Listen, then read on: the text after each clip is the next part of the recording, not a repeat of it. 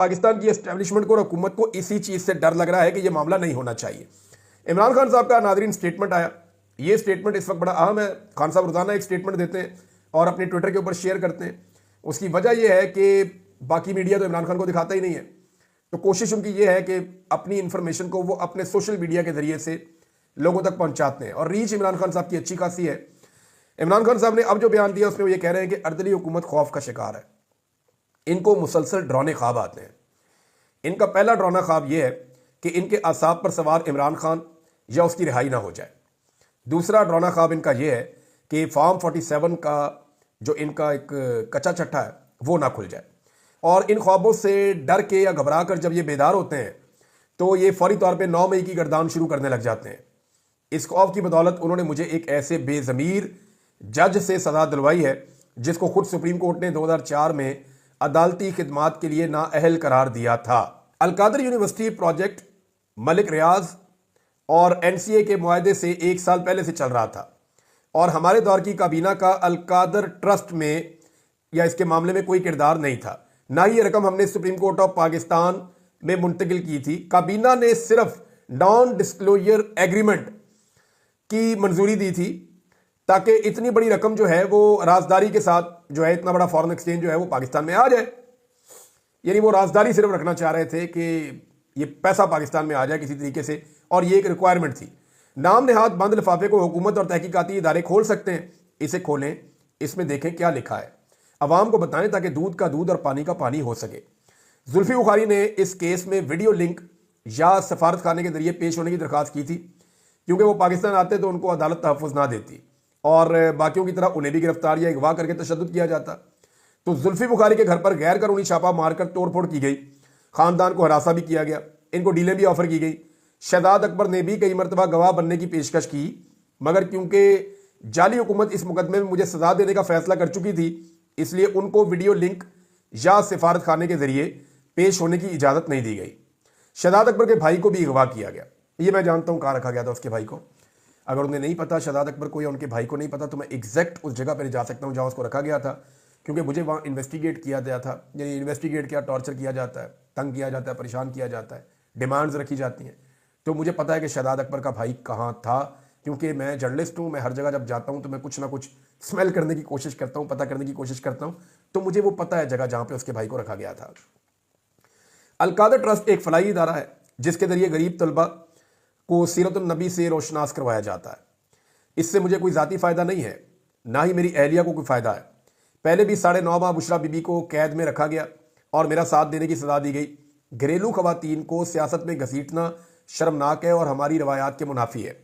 बुशरा बेगम मजबूत असाब की हामिल खातून है, वो मेरी कमज़ोरी नहीं है, वो मेरी ताकत है। ये मुझ पर जितने मर्जी मुकदमात बनाए, मैं नवाज शरीफ या जरदारी की तरह डील के ज़रिए बाहर नहीं आऊँगा, बल्कि अदालतों का सामना करके इंसाफ की ताकत से जेल से बाहर आऊँगा। इनसे डील पर मैं जेल में रहने को तरजीह दूंगा, यानी इनसे डील करने से बेहतर मैं जेल में रहूँ। ये इमरान खान साहब की सोच है इस बारे में। मेरे मुकदमात या रिहाई का हुकूमत से या किसी से भी होने वाले किसी मुज़ाकरात से कोई ताल्लुक नहीं है। मुज़ाकरात का अमल अगर ख़राब होता है, सबूताज होता है, तो उसकी वजह हुकूमत की गैर संजीदगी और जुडिशल कमीशन का क़याम ना करना होगा। हमारे जो लोग शहीद हुए हैं ना, उनकी तरफ से हम पर दबाव है, वो इंसाफ के मुतलाशी हैं। जुडिशल कमीशन के क़याम के बगैर मुज़ाकरात करने का कोई फ़ायदा ही नहीं है, कोई मकसद ही नहीं है। सलमान अकरम राजा और बैरिस्टर गौहर को हदायत करता हूँ कि चीफ जस्टिस और आईनी बेंच के सरबराह अमीनुद्दीन खान को इंसानी हकूक़ से मुताल्लिक हमारे मुकदमात तरजीही बुनियादों पर सुनने के लिए ख़त लिखें और आलमी इंसानी हकूक़ की तंजीमों को भी इससे मुताल्लिक ख़त तहरीर करें। अली अमीन गंडापुर एपेक्स कमेटी को ख़त लिखकर शहबाज शरीफ के लगाए गए भोंडे इल्ज़ामात का जवाब दें। हम किसी से कोई रियायत नहीं मांग रहे, सिर्फ कानून के मुताबिक इंसाफ मांग रहे हैं। 26वीं आईनी तरमीम के बाद अदलिया का जो हाल हो चुका है वो काबिल अफसोस है। सुप्रीम कोर्ट में आज जो हो रहा है वो इसी तरमीम का नतीजा है। नामुकम्मल असम्बलियों से होने वाली कानून साजी बुनियादी हकूक़ से मुतसादिम है। हम अदलिया पर दबाव और उनके अहकामात हवा में उड़ाने की मजम्मत करते हैं। जिस मुल्क में निज़ाम इंसाफ ही जंजीरों में जकड़ा हुआ होगा, वहाँ किसी और को क्या आज़ादी मिलेगी। ये बात इमरान खान साहब की ठीक है। मैं भी आपको बताता हूँ कि अदालत में क्या हो रहा है। अदालत में तो एक बहरान पूरा खड़ा हो गया, एक जंग लग गई है, ऐसा लगता है जजों के दरमियान। वो क्या मामला आपके सामने रख देता हूँ, लेकिन पहले आप ये देखें कि इमरान खान साहब को यह भी बताया गया कि जनाब बाहर ये खबर फैलाई गई है, इवन कस्में खा खा कर बताया गया है कि आप घबरा गए थे या डर गए थे या आप परेशान हो गए थे जब आपके खिलाफ फैसला आया? तो इमरान खान साहब इन चीज़ों पे बड़ा हंसे। दोबारा से कल जब सहाफ़ियों ने उनको ये बताया, उनके लोगों ने बताया, इमरान खान साहब ने जब पूछा तो नाम लिया गया, उन्होंने कहा मैं जानता भी नहीं इन लोगों को, ये कौन लोग हैं और क्या खबरें फैला रहे हैं। बहरहाल इमरान खान साहब ने जैसे ये जेल काटी है, पूरी दुनिया इसकी गवाही दे रही, बड़ी दलेरी और बहादुरी के साथ काटी है।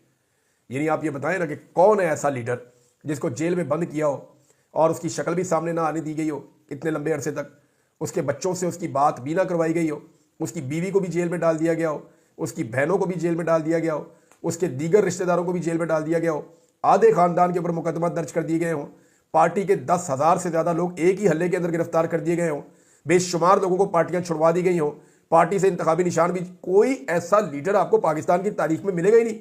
ऐसी पसली किसी की नहीं है जो ये बर्दाश्त करे। अच्छा, सुप्रीम कोर्ट में जो बहरान है नादरीन, वो ये है कि दो चीज़ें हो रही हैं। एक तो यह है कि ये केस 26वीं आईनी तरमीम के हवाले से जो 1 दर्जन से ज़्यादा दरखास्तें आई हुई थी सुप्रीम कोर्ट में, अब अंदरूनी दबाव क्योंकि बहुत ज़्यादा बढ़ता जा रहा है, तो फौरी तौर पे 26वीं आईनी तरमीम के हवाले से केस आईनी बेंच के सामने लगा दिया गया। 27 तारीख को लगाए, 27 जनवरी को।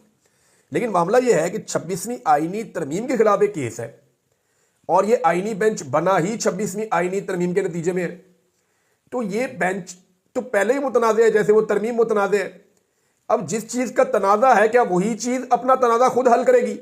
बड़ा सवाल ये है ना कि आईनी बेंच का तनाज़ा है ना, 26वीं आईनी तरमीम, उसके नतीजे में बनने वाला आईनी बेंच, यही चीज़ें तनाज़ा, यही मामला गया अदालत में। अब वही मुतनाज़ अदालत ये केस सुनेगी कि हम ठीक है या गलत है। How is it possible?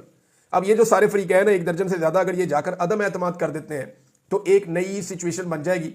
हो सकता है कि ये मामला फुल कोर्ट के सामने जाए और जाना भी चाहिए। दूसरा, आईनी बेंच और रेगुलर बेंच के दरमियान जो इख्तियारात का मामला है, उस पर एक केस लगा हुआ था सुप्रीम कोर्ट ऑफ पाकिस्तान में।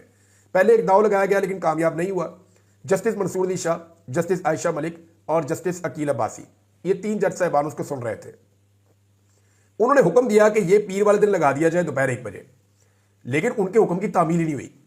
जब उन्होंने डिप्टी रजिस्ट्रार को बुलाकर पूछा तो उन्होंने कहा जी ये तो वो दोनों जज साहबान ने फैसला कर लिया बैठ कर। उन्होंने कहा जी उस कमेटी में तो मैं भी हूं, मुझे तो बुलाया ही नहीं, मुझे बताया ही नहीं, कैसे फैसला कर लिया? और ये अदालत का हुक्म था। यानी जो खातून जज हैं आयशा मलिक साहबा, उन्होंने तो ये भी फरमाया कि 3 जजेस के मुकाबले में एक चीफ जस्टिस का दिमाग कैसे ज्यादा बड़ा हो सकता है? यानी ये तो फैसला वो नहीं कर सकते, तो फैसला तो अदालत का है। लेकिन सुप्रीम कोर्ट में 2 तरह की चीजें होती हैं, एक इंतजामी चीजें होती हैं और एक अदालती हुक्मनामे होते हैं। जो अदालती हुक्म होता है ना, वो हमेशा सुपीरियर होता है, चाहे वो एक जज का भी हो। लिहाजा सुप्रीम कोर्ट ऑफ पाकिस्तान के 3 जजेस ने एक हुक्म दिया था, उसकी खिलाफवर्जी कर दी गई। उन्होंने तौहीन अदालत का नोटिस दे दिया कि तौहीन अदालत के अंदर कल केस लगेगा। अब सुबह 9 बजे केस लगा हुआ है तौहीन अदालत का, लेकिन उस बेंच के अंदर से आयशा मलिक साहबा को निकाल दिया गया है, बाकी 2 जज साहबान मौजूद हैं। अब मामला यह है कि ये गंभीर होती जा रही है सूरत हाल और 26वीं आईनी तरमीम पे आगे सारा मामला रुक गया है। 26वीं आईनी तरमीम इंतहाई कंट्रोवर्शियल तरमीम है और अगर ये रिवर्स हो गई तो हुकूमत के पल्ले कख नहीं बचेगा। और सुप्रीम कोर्ट में अब भी जो अक्सरियत है जजेस की, वो इन चीज़ों की, इस जुल्म और ज्यादती के खिलाफ है, वो इंसाफ देना चाहती है।